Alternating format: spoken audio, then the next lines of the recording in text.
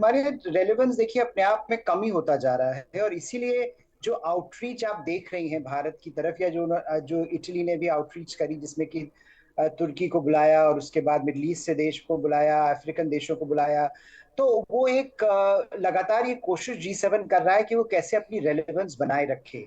जो प्लेटफॉर्म एक समय 70% जीडीपी हुआ करता था, दुनिया का कंट्रोल करता था, वो आज 30% तक पहुंचता जा रहा है, नीचे आ रहा है, पॉपुलेशन वाइज नीचे आ रहा है। किसी भी आप एंगल से उसको अगर किसी भी डिटर्मिनेंट से देखेंगी, तो उसमें आपको लगेगा कि इसकी आखिर इसका रोल क्या है। तो रोल, मुझे लगता है जो ब्रह्मा ने कहा कि रोल इसका ये है कि अमेरिका की लीडरशिप में अमेरिका के क्लोज एलाइज एक साथ, जो एक समय सबसे महत्वपूर्ण देश हुआ करते थे, वो आज ग्लोबल गवर्नेंस को अपनी तरह से अपनी तरफ मोड़ने की कोशिश कर रहे हैं, और ज्यादातर अनसक्सेसफुल हो रहे हैं।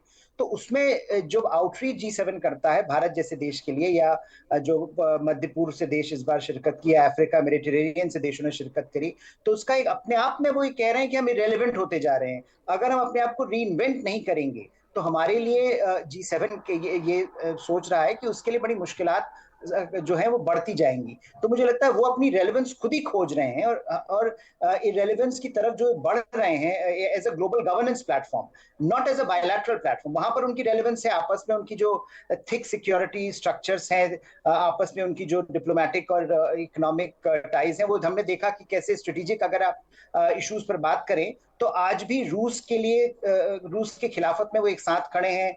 चीन के लिए जब मौका आया, अभी यूरोपियन यूनियन और अमेरिका ने, दोनों ने वहां पे ईवी में जो टैरिफ्स लगाए, एक साथ इकट्ठे होकर लगाए। तो कहीं पर वो जो क्रूशल स्ट्रेटेजिक इश्यूज हैं, सामरिक मुद्दे हैं, उस पर वो अभी भी, क्योंकि उनके अंदर आपस में इतनी एक सामंजस्य है, तो वो कर सकते हैं। लेकिन जहां तक नहीं, ग्लोबल यही गवर्नेंस मेरा की बात हर्ष भैया आती है, वहां सवाल पर है वो कि फॉल्ट करता अगर है। भारत के ये सारे नेशंस में जो G7 बनाते हैं, भारत एक ही जो इनवाइटी कंट्री है, उसी के रिश्ते रूस से भी अच्छे हैं और अमेरिका से भी अच्छे हैं।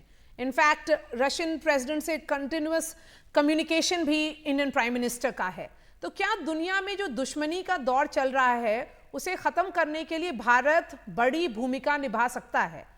क्योंकि अगर ग्लोबल रियलिटीज चेंज हो चुकी हैं, तो इंडिया का पोजीशन और रिकग्निशन भी तो चेंज हो रहा है, और एक्सेप्टेंस भी चेंज हो रहा है।